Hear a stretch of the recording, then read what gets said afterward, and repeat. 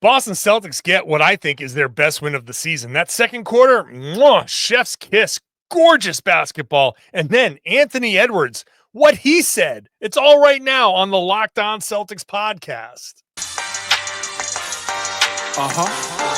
Yup. Beantown, be ever ready. Recognize the city of champs. Back to back, if I say it, it's stamp. Locked on number 19, the best one, the next one. Juice loose in your pool now for the next run. It's the C's, who else could it be? What they gon' say now? Screaming like JT, Karalis, recap the madness. Every game, every practice. Best daily pod, no cap like Brad Beckett. Clutch like Drew to KP, tap in daily. Primetime dapping D White on the sideline. Raining J's, how it started, raising banners, how we finish. Locked on Celtics pod, home of the winners. Hey there, welcome back to the Locked On Celtics podcast, right here on the Locked On Podcast Network. It's your team every day, and I thank you for making this your first listen every day. I'm here for you Monday through Friday. Bonus podcast on the weekend. This is the Friday show, but the Celtics play Friday night in Houston, so post-game podcast after that as well. You got to get subscribed to this show if you're new. Watch the show on YouTube if you'd like. Get into the comments section there. Lots of people there. Enjoying a great back and forth with each other. It's a great comment section, so go check it out. I'm John Karalis. If you're new to the show, I've been covering the Celtics for about 20 years, doing it as a beat writer here for Boston Sports Journal. I'm in the locker rooms. I'm at the practices. I am very much behind the scenes, so I have a little bit of an inside look and an inside perspective. Today's show is brought to you by FanDuel. The NFL playoffs are almost here, but it's not too late to get in on the regular season action with FanDuel, because right now new customers can finish the season strong with $250 in bonus bets. If your first $5 bet wins, visit FanDuel.com to get started. Celtics beats the Minnesota Timberwolves 118-115. Anthony Edwards and his comments. Wow. I'm saving that the best for last, because I want to talk about the Celtics and basketball and all of that stuff. And then Anthony Edwards versus Jayson Tatum, and those comments are coming up later. We'll get to what Tatum did to Rudy Gobert and Derrick White and all of the individual stuff. The second quarter, like I said. Let's start with this. I may be giving into some recency bias, but I think this is the best win of the season for the Celtics. I think this is, considering no Porzingis, no Jaylen Brown, Minnesota fully healthy, what they did to Anthony Edwards defensively, how they destroyed Rudy Gobert with Jayson Tatum. The game plan was incredible. They executed it well. They protected the ball really well. The turnovers, the big story here, I think, in this game is the turnovers, which the Celtics had 4 turnovers for 4 points, and the Timberwolves had 16 turnovers for 22 points. This is a game where if that didn't happen, the Celtics absolutely would have lost. They needed to turn the Timberwolves over 16 times. They needed to protect the ball themselves. And they needed to score off of those turnovers. They needed to win these margins, the shooting margins. They needed that because Minnesota, when I say the Celtics probably should not have won this game, Minnesota shot 21 of 39 from 3, 54%. They were 20 of 22 from the line. The Celtics were 4 of 6 from the line. So only 6 free throws. The disparity there, they lost the free throw line by 16 points. But the Celtics managed to turn over the Timberwolves and get 22 points and get all those extra possessions. This is where they won this game. 92 field goal attempts for Boston, 74 for Minnesota. So as hot as Minnesota was, the Celtics, with their volume, actually won the three-point battle by going 22 of 57. 38.6%, which I would say is just a normal good shooting night, slightly above average. It dips into like the good shooting night, but not like a phenomenal shooting night. Like Minnesota had a 54% phenomenal shooting night for them. Jaden McDaniels, 4 of 8. Julius Randle, 5 of 7. Naz Reid, 4 of 5. Those guys kept Minnesota in it. But the Celtics, by getting more points off those turnovers, that means layups, it means transition opportunities, and the opportunity to put up 57. I know it sounds like a lot, and people are complaining about it, but you shouldn't. 57 three-point attempts. They got up to the 22 makes, so they actually won the three-point battle by 3. And now they make up for the difference on the 2-point side. And all of the baskets that they get on the 2-point side makes up for the 20 free throws, the 16 free throw disparity that they suffered in this game. So it was an incredible, despite the shooting percentage, I thought generally speaking, this was a pretty good defensive game. They had their lapses for sure. There were a few moments of overhelping. There are a few bad decisions on when to double and who to help off of. And there was also some outlier shooting from the Timberwolves. So obviously they're not a 54% three-point shooting team. They shot well. Julius Randle, 5 of 7. I mean, he can hit threes, but like not 71% of them. So you got outlier performances there, but also the Celtics made some mistakes defensively. But this is absolutely in no way what we've seen from them in other games. This is when they have a game like they had against Philly on Christmas, or the game they lost to Indiana, where we're like, hey, defensively, what's the problem? And they start throwing like, oh no, we're fine, and this and that and that. No. The Celtics gave up 115 points in this, and this was a much, much, much better defensive game than a lot of the games that they've played where they gave up fewer points. I thought they played great generally. Again, what they did to Anthony Edwards, they scowl throughout the game. If I heard, like, if you played a drinking game where you had to drink every time he said they're sitting on his left hand, you might not survive. Like, you would have had your stomach pumped by the third quarter. Like, he said it so often, but that the Celtics were trying to get him away from the left-hand drives, pull-ups. Right-handed shooters like to go left to shoot, which is, it sounds weird, but when you're dribbling with your right hand, you have to bring the ball over to your left as the guide hand, right? This is a quick little thing when it comes to basketball. You have to bring the ball with your righty over to your left when you're bringing it up, because you can't just you have to hold it, right? But when you're dribbling with your left, it's already there. You bring it to your shooting hand. It's a natural shooting motion. So a left-hand dribble, you'll see Tatum pick and roll going to his left, shoots well. Right-handed shooters going to their left tend to have, like, you can get square. You bring the ball right into your natural shooting motion. It's all comfortable. The Celtics took that away from Anthony Edwards, and he couldn't get to those pull-up jumpers until later on, where he finally got a couple to fall, including the look that he had at the potential game-tying three-pointer. So all of that was great defense and great execution. Joe keeps talking about, like, there's always 10 to 12, 15 possessions you can clean up, and there was certainly that here, but the stuff that they need to clean up is certainly fixable, right? Decision-making stuff.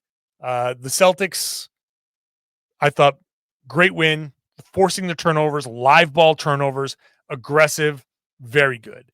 We'll get to Tatum and White here. Tatum versus Gobert, that second quarter, that's all coming up. And then later on, the Anthony Edwards stuff. You got to stick around for that. Or if you want to skip ahead, I'm sure people have already skipped ahead. So that's all coming up. Today's show is brought to you by, well, let's do FanDuel first. Today's show brought to you by FanDuel. NFL playoffs are almost here. It's not too late, though, to get in on the regular season action with FanDuel, America's #1 sportsbook. Right now, new customers, that's you, can finish the season strong with $250 in bonus bets. $250 in bonus bets. All you need is your first $5 bet to win, so make it a good one. FanDuel has so many ways to pick up the W. You can pick, like if you're betting football, who scores a touchdown, how many points each team will score. Basketball, you can bet on, you can do like a parlay. You can put Tatum points and Al Horford, 3-pointers and all of that. You can bundle them together however you want to do it. There's tons of ways that you can put things together and maybe win a few bucks over at FanDuel.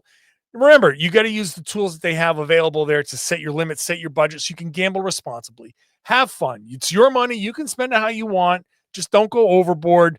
You can have some fun over there at FanDuel. Visit FanDuel.com to join today. FanDuel.com for your choice, for your chance at $250 in bonus bets. Make every moment more with FanDuel, an official sportsbook partner of the NFL. Thank you for making Locked On Celtics your first listen every day. Now, if you're listening here on the audio feed and you're looking down, you're probably seeing a couple of podcasts there in the audio feed. One of them is Postcast. That's Steve Lennox. He goes live on Locked On Sports Boston after the show. That YouTube page, you can join him there live after the show. The audio then gets uploaded to the Locked On Celtics audio feed, so you'll see that. Then you'll see me. This podcast goes afterwards. I've gone through all of the post-game stuff. I've gone through all of the Joe Mazzulla stuff. So I have more in-depth coverage here on the Locked On Celtics podcast. And obviously the Locked On Celtics YouTube page is my home, my only online YouTube home. So that remains the same. Go check it out. Subscribe. Tatum and White were the big scorers. Jayson Tatum finished the game with 33 points, 9 assists, 8 rebounds, 6 of 17 shooting from 3. He was hot. He cooled off after a while, but he was high. He was hitting everything for a while, but very much taking of it. Whenever they blitzed him, the 9 assists were there. He had 3 steals. Just overall, just a great game. With no Jaylen Brown, Tatum did a little bit of everything. He got to the basket. He took advantage of matchups. But Derrick White was the closer in the fourth quarter. He finished with 26 points, but half of those came in the third quarter. 13 points fourth quarter. 13 points in the fourth quarter, 5 of 9 shooting, 2 of 5 from 3, including one crazy bank shot as he was falling out of bounds on the right sideline. And he had this crazy grin on his face, which is perfectly acceptable after you bank in a shot. If you bank in that shot and you're not kind of like laughing on your way back down, you're not doing it right, as far as I'm concerned. Like, it's perfectly fine to acknowledge that was a BS shot that I just hit, but I'm on that kind of heater. So you come down like, yeah, of course that went in. Not like I meant to do it, but like I'm so hot right now that of course that went in. Derrick White was the closer with the 13-point fourth quarter, but the Celtics got great performances across the board. But I'd be remiss if I didn't say that this performance from Tatum, the way they attacked Rudy Gobert just over and over and over, it was merciless. When people criticize Rudy Gobert, and I know that some of it is unfair, but some of it is fair. This is the exact Rudy Gobert game that people talk about when you're saying like, oh, you can play Rudy Gobert off the floor in the playoffs. If the Celtics were to meet the Timberwolves in the playoffs, this is what they would do. They called up his guy every single time. You try to hide him on Drew Holiday, Holiday would come up and set the pick. Put him on Al Horford comes up and sets the pick. I thought Al Horford was going to have a big shooting night. He was 1 of 5 from 3, 4 of 8 overall, 9 points. But he hit the couple of big ones in the fourth quarter. But it wasn't just a pick and pop, drag Gobert away from the rim and let everybody cook. The Celtics said, we can do that, right? So this is the beauty of what this game does. The game plan with Porzingis, if you want to go with Porzingis, you want to stretch and pick and pop and have Gobert, like however you want to do it. You want to have Gobert on your big, then the Celtics can play pick and pop. And the Minnesota Timberwolves know that. And probably why they try to hide Gobert somewhere else so he can patrol the paint somehow.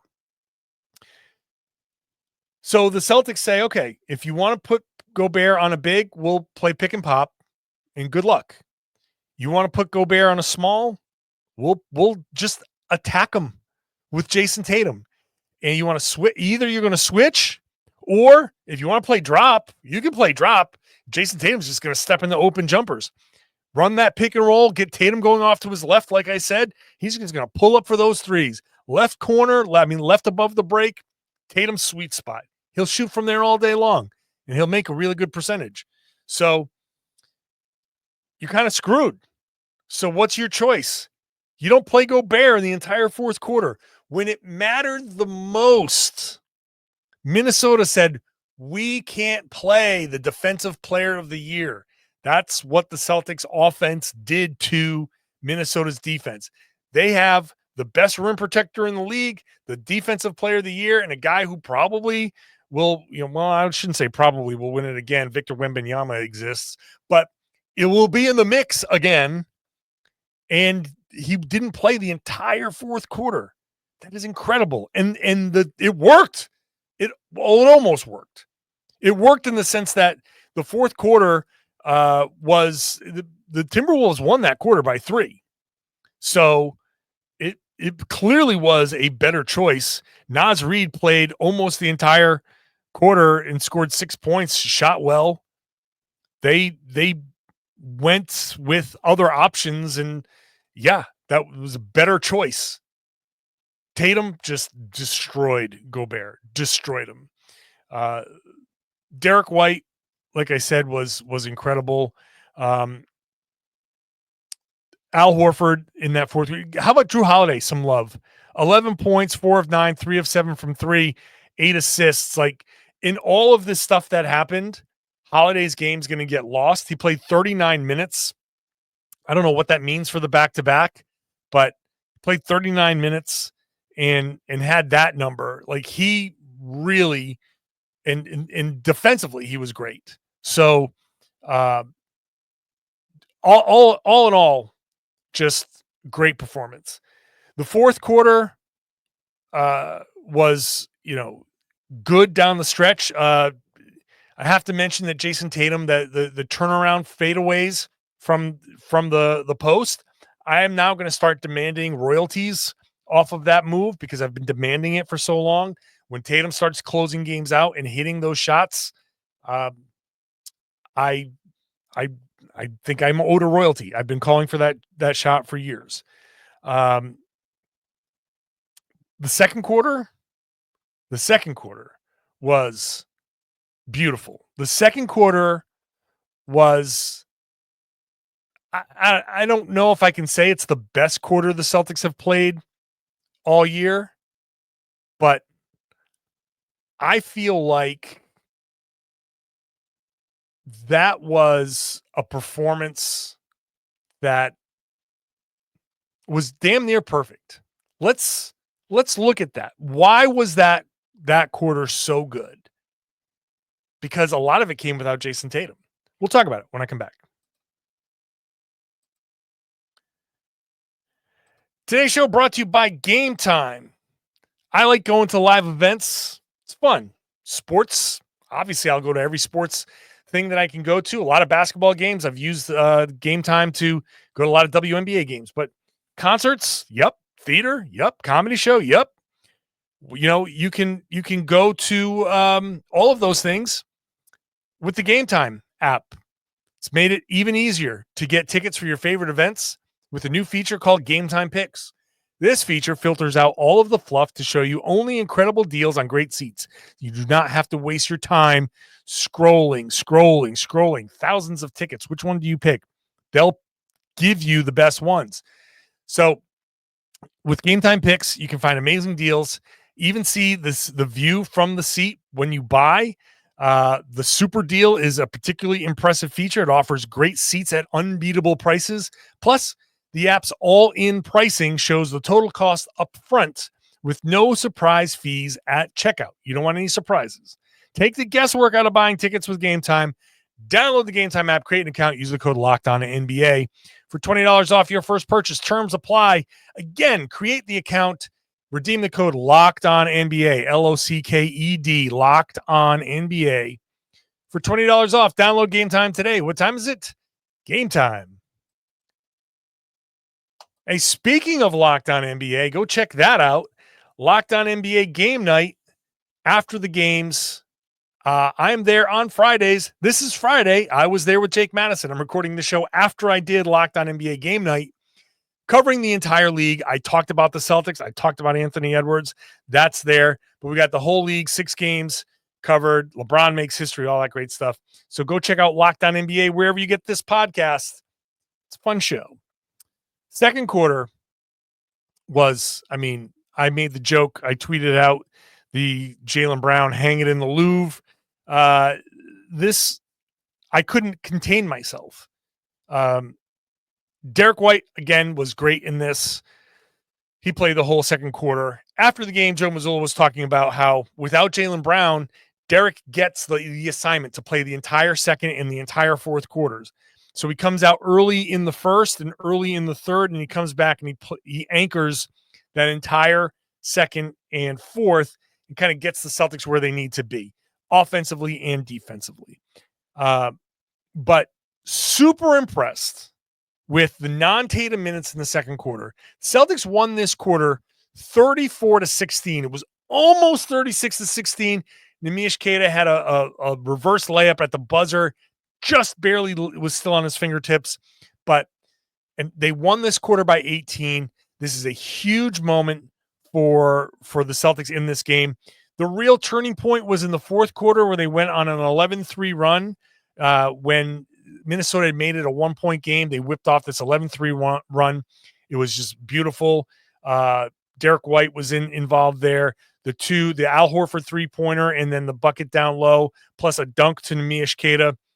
3 assists from Jayson Tatum in that stretch. That was perfect execution. But this second quarter the entire thing was a big turning point. So Sam Hauser gets things going, 3 of 6 from 3. He hit a few threes in rapid succession. The first quarter was Minnesota's quarter. The game turned to where the Celtics took control in this second quarter. The Celtics had control of this game from the second quarter on. Even in the fourth, even in the third, when Minnesota was making their run, Boston still had, some level of control. The first quarter started out super cold. Again, we saw this is starting to be like a little bit of a trend. But the Celtics started getting hot from 3. Holiday hit a couple. They started to catch fire a little bit later on. They ended up keeping pace with the Timberwolves, who put up 35 points. The Celtics didn't quite keep up completely, but they kept it within 7. And then in the second quarter, they flipped it and they took control. Sam Hauser gets going. Derrick White consistent throughout this. Neemias Queta, huge in the second quarter. Only hit a couple of shots. It wasn't his scoring, but his defense. There were 2 possessions back to back. One defensively where he faced up Julius Randle, and Randle had it going in this game. He was their best scorer for Minnesota, but still a little bit of a ball stopper, very one-on-one. He tried to go at Queta. Queta did a great job keeping Randle in front. And then when Randle went to shoot, Queta challenged the shot really, really well. It was incredible. And then he comes down the other end and has this insane offensive rebound. One of the weirdly, this is only something somebody like me can say, complete psycho. One of the best offensive rebounds I've seen. It's just wild the way it's hard to even describe. But If you go to the NBA.com box score, you can click on the offensive rebounds, and you'll see the one that I'm talking about in the second quarter. Kata comes in, plays great defense, and was just overall great in that second quarter. Derrick White, I got to give him a shout out for the defense. He had 2 blocks in this quarter, but then later on, he took 2 offensive fouls. He drew 2 charges, which you never see from Derrick White anymore. When Marcus Smart was in Boston, you saw the Celtics taking charges all over the place. That changed. Marcus was traded. The Celtics changed their defensive kind of like mentality. It went more to challenging shots rather than trying to take those offensive fouls. And so we haven't seen it a lot. Derrick White went from one of the most some of them like leading the league in offensive fouls to like barely ever taking. When's the last time you saw him take a charge? Like maybe I think he took one actually a couple of games ago, but then prior to that, never. So again, like I said, the defense was incredible. So just an amazing win. I do not expect much out of the Celtics now in Houston. I hope I'm wrong. Hopefully they maybe Porzingis and Jaylen come back and they feel rested. That would be tremendous, right? If Jaylen on the having the day off and Porzingis having the day off, they both seem like they were day to day. Those guys coming back could change my attitude about how this game in Houston's supposed to. But it's a tough back-to-back. Super tough back-to-back. We'll see how that goes. All right. So great win. After the game, Anthony Edwards gives us just this amazing, unhinged quote. I cannot believe what he said. And it's an incredible kind of like comparison to Jayson Tatum. Maturity at this level is huge. And so here's the quote. He was asked about the third quarter where Minnesota outscored Boston 34-29. Kind of a little bit of a mirror of the first quarter, but no points in the third quarter for Anthony Edwards, but he did have 5 assists, 5 of his 6 assists. And he had this quote. That was a good brand of basketball, but it's not how I want to play. I'm only 23. I don't want to just be passing the ball all night, but the way they guarded me, I think that I had to. You're like, what? And he continued on, and I retweeted this, and it's in my story in Boston Sports Journal, the whole thing from in there. He was asked how hard it was to stay engaged as he was getting doubled and whatever defensively. 4 times he said super hard in a row, super hard. And then he's like, I mean, because I'm wired to score the ball. That this whole thing is just complete immaturity. And he's 23. He's still a kid. Now, I can say that. I'm not trying to be disrespectful. At 51 years old, I'm allowed to call a kid 20, someone who's 23 a kid, because I know what it's like to be 23. I have a vague memory of what it's like to be 23. I was a kid at 23. You're still a kid in a lot of ways at 23. And this is an absolute classic case of course I want to win. I just want to do it my way. And Tatum has said as much, where he said in the past that he wanted to win, but he wanted the winning to look a certain way. Young players in the league, this is a classic. Every young player, for the most part, comes in, and especially with this level of talent, they say, I want to win, but this is how I want to win. I want to do this. I want to score. I don't want to pass. I want people to pass to me. We've got Mike Conley for that. I don't want to do that. I'm not a passer. I'm a scorer. And I'm wired to score. So the way I call it was like, he's not playing for Minnesota. He's playing for me, Minnesota, because it's all about him. It's me. And until he changes that attitude, Minnesota's not going to go anywhere. They are not going to win anything significant with him having this attitude. Look at Jayson Tatum. Look at Jaylen Brown. Now, Jaylen didn't play in this game, but the few games that Jayson Tatum has missed this season, Jaylen stepped up and was an incredible facilitator. He's had some of his best passing games that we've seen this season because of this attitude, understanding, yes, I am great at this, but to be a winning NBA player, you got to use your gravity to make your teammates better. Jayson has learned that. Jaylen has learned that. They won a championship because of that. They maximized Drew Holiday. They maximized Derrick White, Al Horford, Kristaps Porzingis. And I know that the Minnesota Timberwolves roster is not those guys, but it's still good. They still have good players. And for Edwards to spend a quarter that was good for Minnesota, and for him to acknowledge that that was a good brand of basketball, that quote is so insane to me. That was a good brand of basketball, but it's not how I want to play. Are you kidding me? How can you say those words and have any respect for yourself? But you're 23 and you don't know any better. That was a good brand of basketball, but it's not how I want to play. If any Celtic had said that, Joe Mazzulla would fly in. He would spidey sense it. If he was in his car already, he would turn around. Be like, I hear somebody saying something really dumb and detrimental to this team. He would have come in and like tackle the guy and put him in a rear naked chokehold. That's how unhinged and silly this comment was. To acknowledge that was a good brand of basketball, but I don't want to play a good brand of basketball. I want to play my brand of basketball. You cannot be serious with that kind of comment.